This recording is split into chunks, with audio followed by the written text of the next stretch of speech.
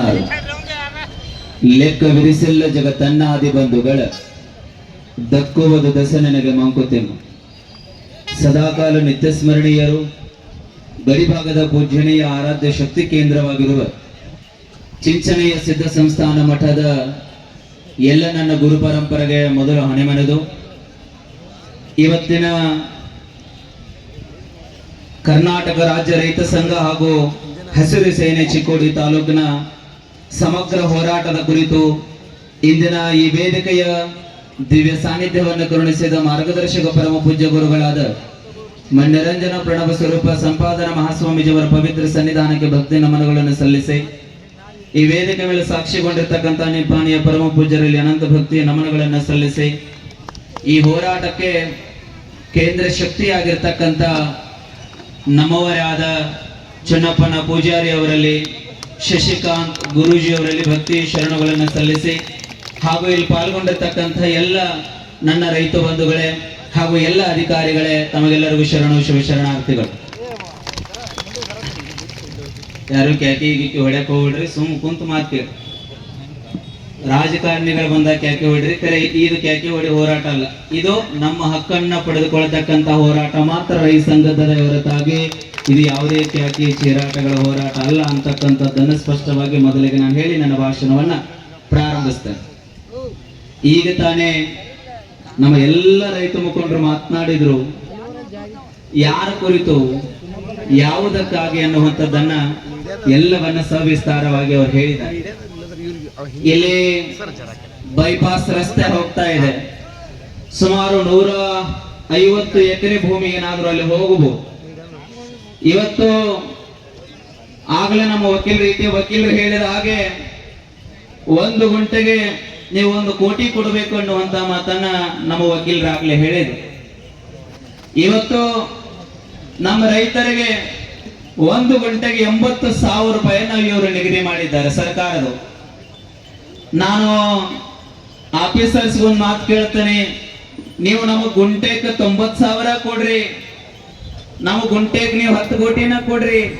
ಖರೆ ನಾವೊಂದು ಮಾತೇನು ಹೇಳಕ್ಕೆ ಇಚ್ಛಾ ಪಡ್ತೀನಿ ಅಂದ್ರ, ನೀವೇನು ನಮ್ದು 150 ಎಕರೆ ತಗೊಳಕತ್ತೀರಲ್ಲ, ಆ 150 ಎಕರೆ ನಮಗ್ ಬಾಜು ಇಸುದು ಕೊಡ್ರಿ. 150 ಎಕರೆ ನೀವು ತಗೊಂಡ್ಬಿಡ್ರಿ, ನಮಗ್ $1 ಕೊಡ್ಬೇಡ.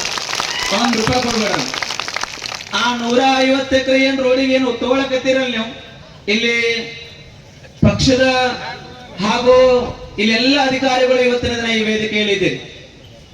ನಾವು ಕೇಳ್ತಾ ಇರೋದಿಷ್ಟೇ, ಇವತ್ತು ರೈತ ಬದುಕೋದು ಕೇವಲ ಭೂಮಿ ಮೇಲೆ ಹೊರತಾಗಿ ನಮಗೆ ಯಾವುದೇ ಸರ್ಕಾರದವರು 1 ನಯಾ ಪೈಸೆ ಕೊಟ್ಟಿಲ್ಲ. ನಮ್ಮ ನಯಾ ಪೈಸೆ ಅವಶ್ಯಕತೆ ಇಲ್ಲ. ನಾನು ಎಲ್ಲ ನಾಳಿನ ಜನಪ್ರತಿನಿಧಿಗಳಿಗೆ ನಾನೊಂದು ಮಾತು ಹೇಳುತ್ತೇನೆ, ನಮ್ಮ ರೈತರಿಗೆ ನೀವು ಸಾಲ ಪರಿಹಾರ ಮಾಡೋದು ಬೇಡ, ನಮ್ಮ ರೈತರಿಗೆ ನೀವು ಸರ್ಕಾರದಿಂದ ಗೊಬ್ಬರ ಕೊಡೋದು ಬೇಡ, ನಮ್ಮ ರೈತರಿಗೆ ಹಂಗ ಹಿಂಗ ಅಂತ ಹೇಳುವ ಅವಶ್ಯಕತೆ ಇಲ್ಲ. ನಮ್ಮ ರೈತರಿಗೆ 12 ತಾಸು ಲೈಟ್ ಕೊಡ್ರಿ, 12 ತಾಸು ನೀರು ಕೊಡ್ರಿ, ನಿಮ್ಮ ಸರ್ಕಾರಕ್ಕೆ ನಾವೇ ರೊಕ್ಕ ಕೊಡ್ತಕ್ಕಂಥ ಕೆಲಸವನ್ನು ಮಾಡ್ತೇವೆ, ನಾವೇ ಕೊಡ್ತೀವಿ. ನೀವು ನಮ್ಮನ್ನ, ನಾವು ಅವ್ರ ಭಿಕ್ಷೆ ಒಳಗಿಲ್ಲ, ನಮ್ಮ ಭಿಕ್ಷೆ ಒಳಗೆ ಅವ್ರದ. ನಾವು ಅವ್ರಿಗೆ ಅನ್ನ ಕೊಟ್ಟು ಸಾಕಾಗತ್ತೆ ಹೊರತಾಗಿ ನಮ್ಗೆ ಯಾವುದೇ ರಾಜಕಾರಣಿಗಳು ರೈತನಿಗೆ ಅನ್ನ ಕೊಟ್ಟಿಲ್ಲ. ನಾವು ಅವ್ರಿಗೆ ಅನ್ನ ಕೊಟ್ಟು ಸಾಕಾಗತ್ತೀವಿ. ಅವರು ನಮ್ಮ ಭಿಕ್ಷೆ ಒಳಗಿದ್ದಾರೆ ಹೊರತಾಗಿ ನಾವು ಅವರ ಭಿಕ್ಷೆ ಒಳಗಿಲ್ಲ ಅಂತಕ್ಕಂಥದ್ದನ್ನ ಇವತ್ತು ನಾವೆಲ್ಲ ರೈತ ಬಂಧುಗಳು ಅರ್ಥ ಮಾಡ್ಕೊಳ್ಬೇಕು. ನಮಗೆ ಎಷ್ಟು ಹಕ್ಕ ಐತಿ ಶಾಲೆಗೆ ಅಂತಂದ್ರ ಇಲ್ಲೆಲ್ಲ ಅಧಿಕಾರಿಗಳಿಗೆ ಗೊತ್ತಿದೆ, ನಮ್ಗೆ ರಿಕ್ವೆಸ್ಟ್ ಮಾಡಿ ಗೊತ್ತಿಲ್ಲ. ಈ ಶಾಲೆಗೆ ಆರ್ಡರ್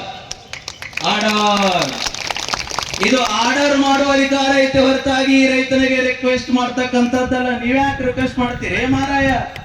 ನೀವ್ಯಾಕೆ ರಿಕ್ವೆಸ್ಟ್ ಮಾಡ್ತೀರಿ?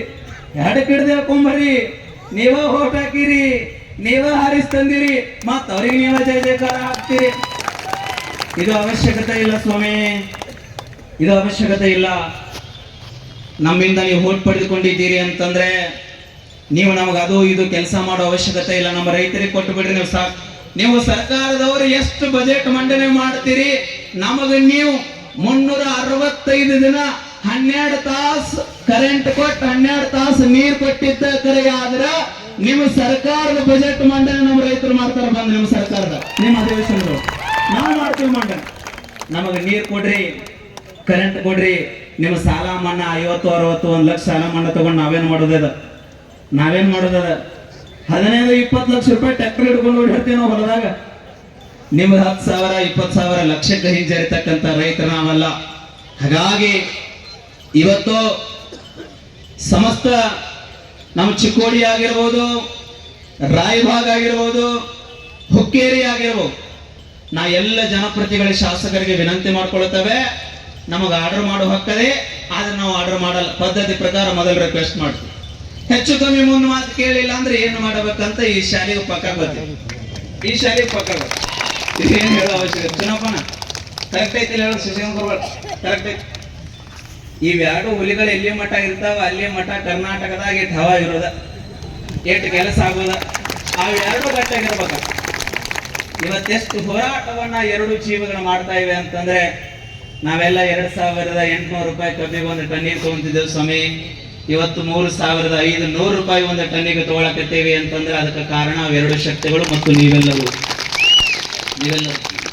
ನಾವೆಲ್ಲ 75-80 ಎಕರೆ ಕಬ್ಬು ಬೆಳೀತಕ್ಕಂತಹ ರೈತರು ನಾವಿದ್ದೇವೆ. ನಮ್ದು ಎಲ್ಲ ಭೂಮಿ ಇದೆ. ಭೂಮಿ ಇಲ್ಲಾರೆ ನಾವು ಮಾತಾಡಕ್ ಹೋಗಲ್ಲ. ಪ್ರತಿನಿತ್ಯ ಹೊರದೊಳಗೆ ನಾವು ದುಡಿತೇವೆ, ನೀರು ಉಣಿಸ್ತೇವೆ. ನಮ್ಮ ಭಕ್ತರನ್ನು ಕೇಳಿದೇನಪ್ಪ, ಬಂದು ಸ್ವಾಮಿಗಳು ಭಾಷಣ ಬಿಗಿಯಾಕತ್ತಾರ ಅನ್ಬೇಡ್ರಿ. ಚಿಂಚನಿ ಸ್ವಾಮಿಗಳು ಭಾಷಣ ಬಿಗಿಯವರೆಲ್ಲ. ಭಾಷಣ ಬಿಗಿಗಿಂತ ಮೊದಲು ಅದನ್ನ ಕಾರ್ಯರೂಪಕ್ಕೆ ತಂದು ಭಾಷಣ ಬಿಗಿಯವರು ಚಿಂಚನಿ ಸ್ವಾಮಿಗಳು. ಸುಮ್ ಹೇಳಿ ಹೊಗಳಿ ಹೋಗ್ತಕ್ಕಂಥ ಸ್ವಾಮಿಗಳೆಲ್ಲ. ನಿಮಗೊಂದು ಮಾತು ಹೇಳ್ತಾನೆ, ರೈತ ಉಳಿದರೆ ಮಾತ್ರ ಈ ಜಗತ್ತು ಉಳಿತದೆ, ಹೊರತಾಗಿ ರೈತ ಉಳಿದ ಇದರ ಜಗತ್ತು ಉಳಿಲಿಕ್ಕೆ ಸಾಧ್ಯವೇ ಇಲ್ಲ. ಸುಮ್ಮನೆ ನಾವೆಲ್ಲರೂ ವಿಚಾರ, ಒಂದ ವರ್ಷ ಕಬ್ಬು ಬೆಳೆದು ಬಂದ್ ಮಾಡೋಣ. ನಾವು ಎಲ್ಲ ಫ್ಯಾಕ್ಟ್ರಿ ಅವ್ರು ಎಲ್ಲಿ ಹೋಗ್ತಾರಿವ್ರು, ಹಾ ಚಾ ಕುಡಿಯಕ್ ಹೋಗ್ಬೇಕು ಅವ್ರ ಮನೆಗೆ. ಒಂದ್ ವರ್ಷ ಸುಮ್ ಕಬ್ಬು ಬಂದ್ಕೊಂಡು ನೋಡೋಣ, ಇವ್ರದ್ದು ಏನೈತಿ ಗೊತ್ತಾಗತ್ತವ್ರಿ. ನಾ ಹೇಳೋದಿಷ್ಟೇ, ಇವತ್ತು ರೈತ ಎಷ್ಟು ಜಗತ್ತು ಮುನ್ನಡೆಸ್ತಾ ಇದ್ದಾನೆ ಅಂತಂದ್ರೆ, ನಮಗ ಸ್ವತಂತ್ರ ಸಿಕ್ಕ ಮೊನ್ನೆ ಹಾಲಾಟಿ ಒಳಗ ಮಾತು ಹೇಳಿದೆ, ಇವತ್ತು ಆ ಮಾತನ್ನ ಹೇಳ್ತಾನೆ. ನಮಗ ಸ್ವತಂತ್ರ ಸಿಕ್ಕ 76 ವರ್ಷ ಆಯ್ತು.